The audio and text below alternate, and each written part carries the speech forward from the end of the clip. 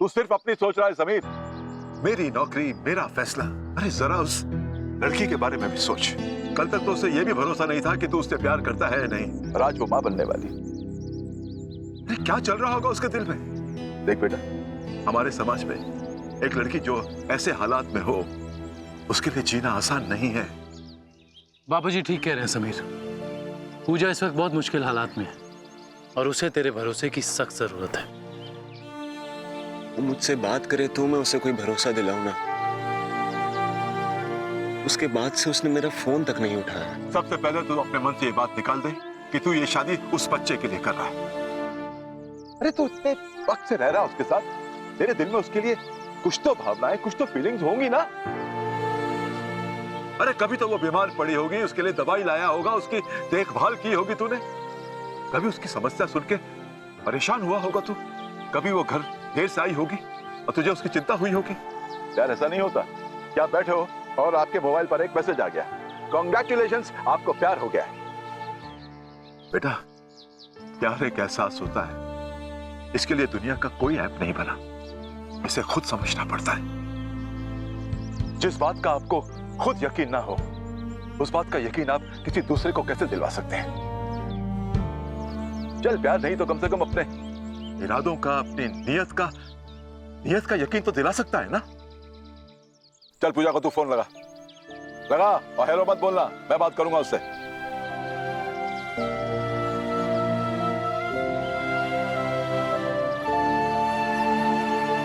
हाँ पूजा बेटी, गोवर्धन बोल रहा हूं। कैसी हो तुम? तबीयत कैसी है तुम्हारी बेटा? पूजा, मेरी एक बात मानोगी तुम? रीता, पहले अच्छा था। माँ बाप शादी तय कर देते थे और शादी हो जाती थी। और मुंबई आने से पहले मैंने तलाक के बारे में सुना भी नहीं था। माँ जी, मैं मानती हूँ कि आप सही कह रही हैं। पहले तलाक नहीं हुआ करते थे, लेकिन इसका मतलब ये नहीं कि सब पति पत्नी एक दूसरे के साथ खुश थे। बिल्कुल सही कहा तुमने। मैं ये नहीं कह रही हूँ कि तलाक गलत है। पहले लोग निभाने में विश्वास रखते थे, भाई जैसा भी हो निभा लो। अब लोग समझौता ही नहीं करते। अच्छी बात है, खुश रहना सभी का अधिकार है, लेकिन जो चीज आसानी से टूट जाती है, क्या उसे तोड़ा जाए? अरेंज मैरिज हो, लव मैरिज हो, लिव इन हो, कुछ भी करने से पहले एक बार रुक के सोचिए तो सही कि क्या मैं करने जा रही हूँ वो सही है, मैं इसे निभा पाऊंगा। ये तो आप सही कह रही हैं माँ जी। अब समीर का ही देख लो, उसे तो ये भी पता नहीं है कि पूजा से वो प्यार करता भी है या नहीं।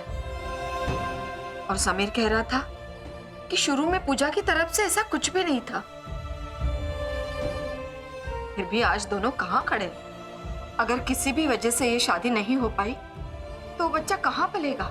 इस नालायक की क्या हालत होगी अपने बच्चे को लेकर। और पूजा, उसकी तो परेशानियां इससे भी बहुत ज्यादा है तो दोनों के लिए ही मुश्किल, मगर हम कर भी क्या सकते हैं। सिर्फ माता रानी से प्रार्थना कर सकते हैं कि समीर और पूजा दोनों के साथ अच्छा हो।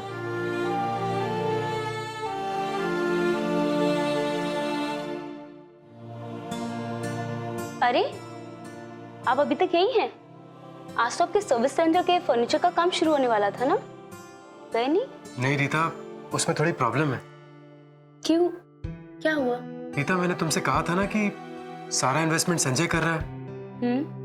तो मैंने उसे फर्नीचर का भी एस्टिमेट दिया था, मगर अब ये कॉन्ट्रैक्टर ने मुझे जो एस्टिमेट दिया है ये तो उससे बहुत ज्यादा है। तो आपने कॉन्ट्रैक्टर से एस्टिमेट लेने से पहले ही एस्टिमेट दे दिया संजय को? रीता, मैंने एक कॉन्ट्रैक्टर से रफ एस्टिमेट लेने के बाद ही संजय से बात की थी। ये तो मुझे बाद में पता चला कि वो कॉन्ट्रैक्टर लोगों से सस्ते में कॉन्ट्रैक्ट लेकर उनका काम खराब कर देता है। वो कई जनों के साथ ऐसे ही गड़बड़ कर चुका है। और अगर पहले ही कदम पे संजय को ऐसा लगा कि आपने जल्दबाजी में कोई फैसला लिया है और वो भी गलत, वो ठीक नहीं है। आप जरा मुझे दिखाइए एक मिनट।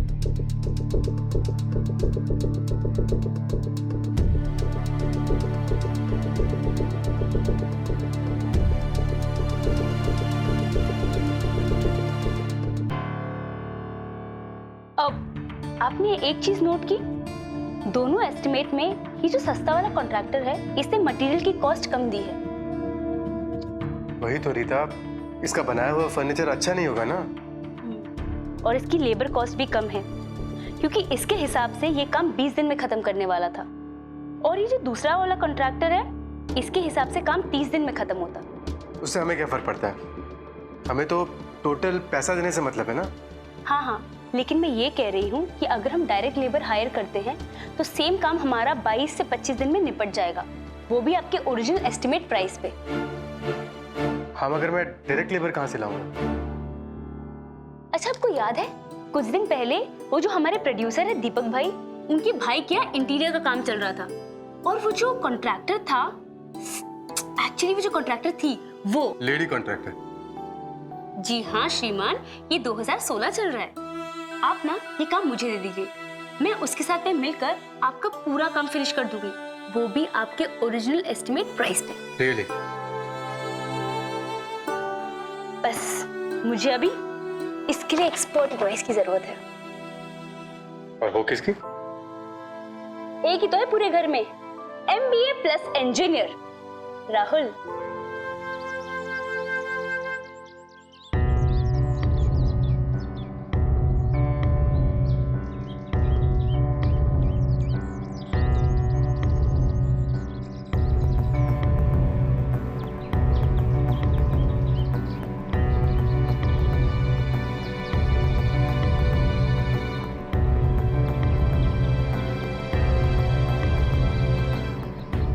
क्या हुआ?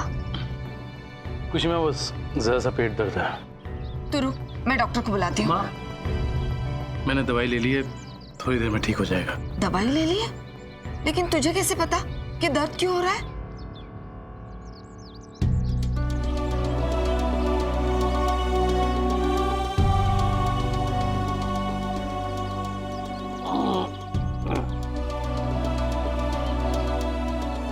लीवर की वजह से ना? राहुल, उस मनोज शराब को पीता क्यों है जो तिल तिल करके तेरा लीवर खा रही है? वैसे इसके इलाज के लिए दवाई के साथ लेक्चर लेना जरूरी नहीं है माँ, दवाई से काम हो जाएगा। लेक्चर कहाँ दे रही हूँ मैं? माँ हूँ तेरी, अगर तुझे तकलीफ में देखूंगी तो कुछ तो कहूंगी ना। तो फिर ये कहो कि अदरक का जूस पी ले, अजवाइन की फांकी लगा ले, जैसे सब माएं कहती हैं। क्या हुआ? इसके पेट में दर्द है। जरूर लिवर की वजह से होगा। दवाई ली? मुझे कोई इतना दुख देना तो उस कमबख्त की शक्ल भी ना देखूं मैं। इसके डॉक्टर ने कहा है कि इसको दवाई के साथ लेक्चर की जरूरत नहीं है। ओहो, ऐसा कहा है डॉक्टर ने? ठीक है, तो आज रात से मैं तुम्हारे साथ बैठकर पीऊंगी। बहू, ये क्या कह रही है? अरे माँ जी, अब डॉक्टर ने कहा है ना कि लेक्चर नहीं दे सकते, तो कुछ तो कहूंगी ना मैं। ओके लेडीज, मैं कोशिश करूंगा। I will try. ओके भाभी, ये फाइल कैसे है आपके हाथ में? नहीं, कुछ अर्जेंट नहीं है, तुम आराम करो, मैं बाद में आती हूँ। मैं अब ठीक हूँ, लाइए।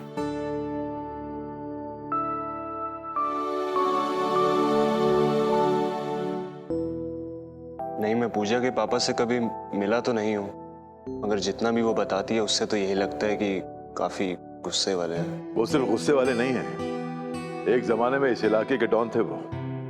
मगर बापूजी, मेरा संबंध उनसे थोड़ी ना है। समीर, पूजा उनकी इकलौती बेटी है, और वो भी बिना मां की। और मेरा अंदाजा है कि वो अपनी बेटी से बहुत प्यार करते होंगे। हम बापूजी, जो है वो है, इसमें मैं क्या कर सकता हूँ?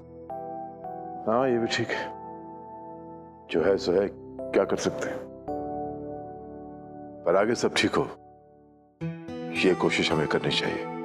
वो पेरिस की जॉब वालों का फोन आया था मेरे पास, मुझे उन्हें एग्जैक्टली बताना पड़ेगा कि मैं कब आ सकता हूँ वहां पर। उनसे कह देना कि जहाँ इतना रुके हैं एक शाम और रुक जाए। सब ठीक हो जाएगा चाची। आपकी बेटी जैसी भी है, दिल का कोई बुरा नहीं है। और आप देखना, समीर भी वक्त आने पर बिल्कुल सही फैसला लेगा। हाँ गायत्री, उम्मीद तो यही है। अच्छा सुन, क्या तू थोड़ी देर के लिए शाम को आ सकती है घर पे? समीर से बात करने के लिए? अरे नहीं नहीं, समीर से हम बात कर ही रहे कल रात से। अब वो क्या है ना, पूजा आ रही थी। अगर तू भी यहाँ होती तो बहुत अच्छा होता। ठीक है।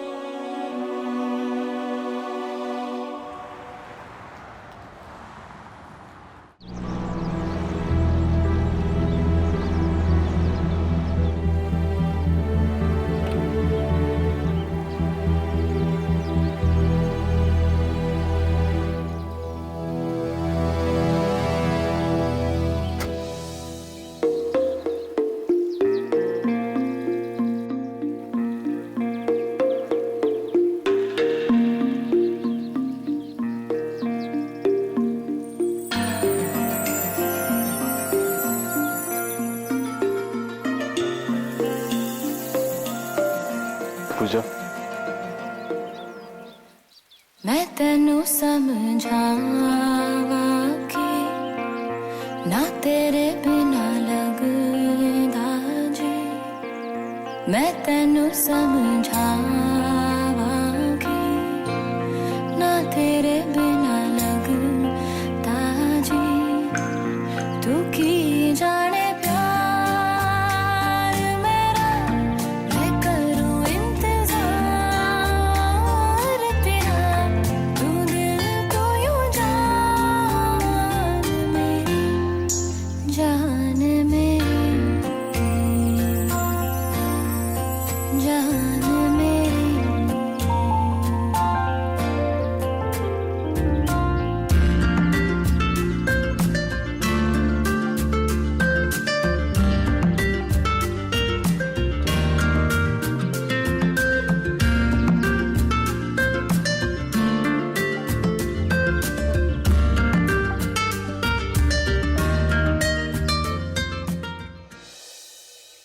बेटा अब तो इस पे विश्वास कर।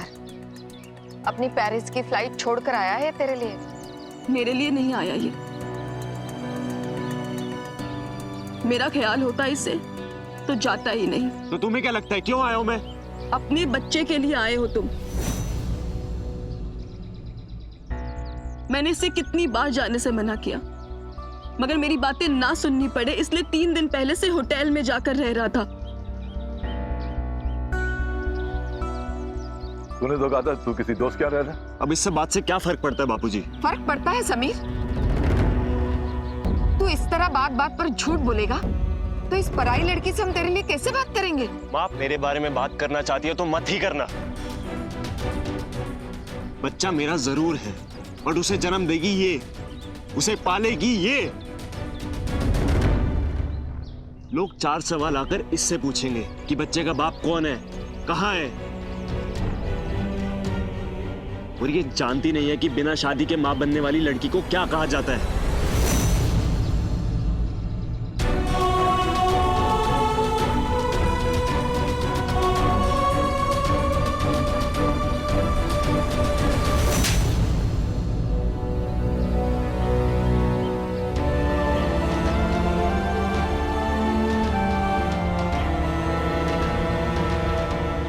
माफी मांग उससे।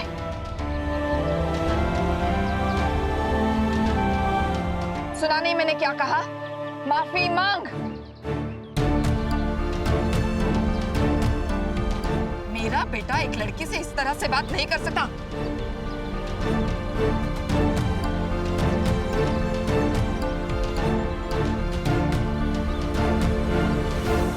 I'm sorry.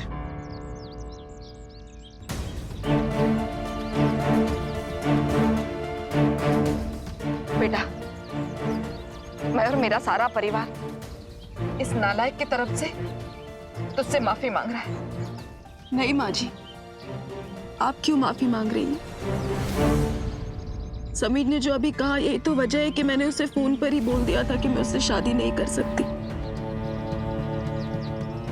माँ जी, मुझे पति चाहिए जो सबसे पहले मेरी इज्जत कर सके, दूसरा मुझे प्यार कर सके। मुझे ऐसा पति नहीं चाहिए जो किसी मजबूरी में तरस खाकर मुझसे शादी करे।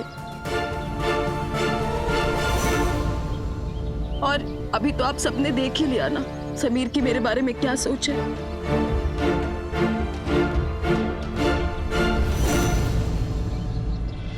मुझे ये तो नहीं मालूम कि ये तुमसे प्यार करता है या नहीं करता। हाँ, मगर कल से जो मेरे घर में चल रहा है उससे मुझे ये पता जरूर चला है कि आज की इस नई पीढ़ी की सोच क्या है।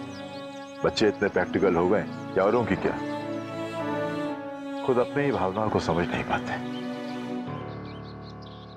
चाचा जी सही कह रहे हैं पूजा।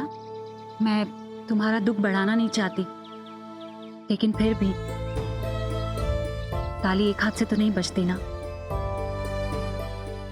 मैं भी कल से यही सोच रही हूँ, मगर अब क्या फायदा। ऐसे नहीं सोचते पूजा।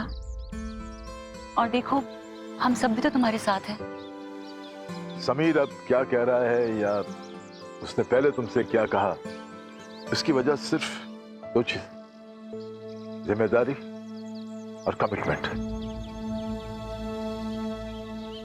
तुमने इससे कमिटमेंट मांगी जो इसने तुम्हें नहीं दी, और जब बच्चे की बात आई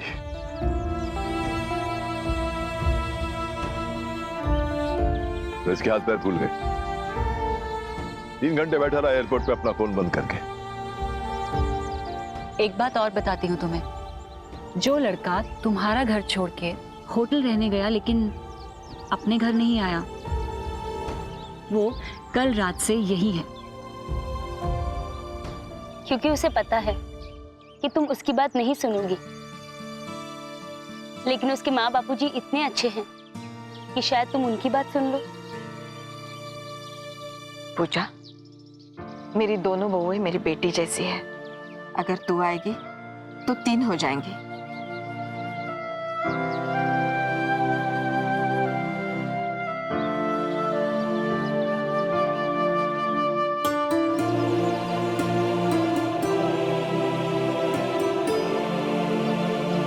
पूजा, आई एम सॉरी। पता नहीं मैंने ये सब कैसे कह दिया। प्लीज मुझे माफ कर दे, मुझे माफ कर दे।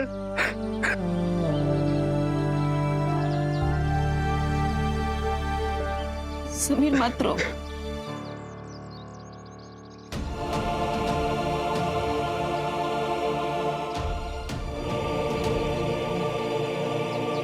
पूजा, तुम मुझसे शादी करो या ना करो, पर ये बच्चा अब मेरी जिम्मेदारी है और इसे मैं हर हाल में निभाऊंगा।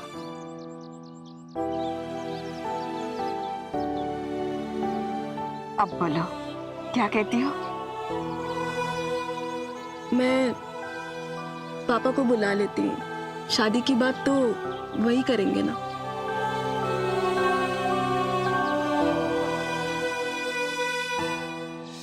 मेरे दिल ने चुन लिया ने तेरे दिल दिया राह।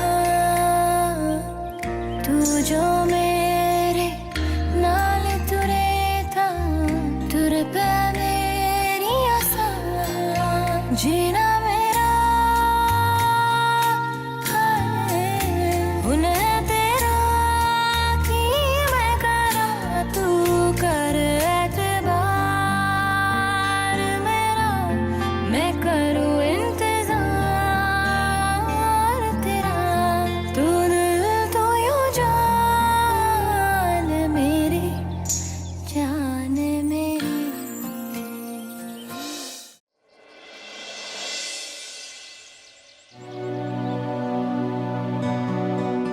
बस पंडित जी, आसपास का कोई बढ़िया सा मुहूर्त निकलवा दीजिए। ये लीजिए, सबसे पहले मुंह मीठा कीजिए। पास का बढ़िया सा मुहूर्त निकाल के दे दीजिए। नमस्कार पंडित जी। अरे नमस्कार नमस्कार। बैठिए बैठिए बैठिए।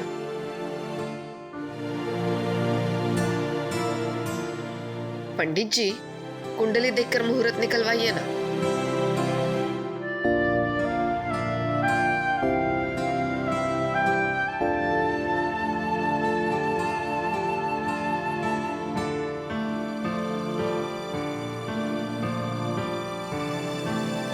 कोई समस्या है पंडित जी? पंडित जी, लड़की की पत्री तो ठीक है ना? बच्चों की पत्री तो भगवान की दया से अच्छी है, लेकिन विवाह का योग फिलहाल बन नहीं रहा है।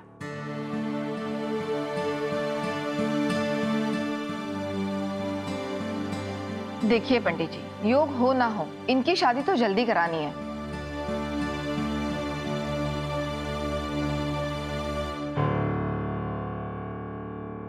तो फिर ठीक है, अगले पूर्णमासी के दिन का मुहूर्त अच्छा रहेगा। पूर्णमासी तो 10 दिन के बाद है। हाँ जी। अच्छा गोवर्धन जी, मैं चलता हूँ। बिल्कुल ठीक है पंडित जी, बिल्कुल ठीक है, अति उत्तम। ले लीजिए। और सुनिए, शादी भी आप ही ने करवानी है। हाँ, राधे राधे, अवश्य अवश्य हम ही करवाएंगे।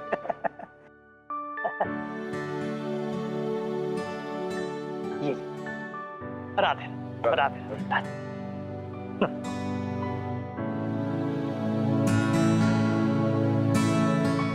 मिला? ये पंडित जी की योग वाली बात कुछ समझ में नहीं आई। देखिए, ये ज्योतिष वगैरह उतना ही मानना चाहिए जितना जरूरी हो।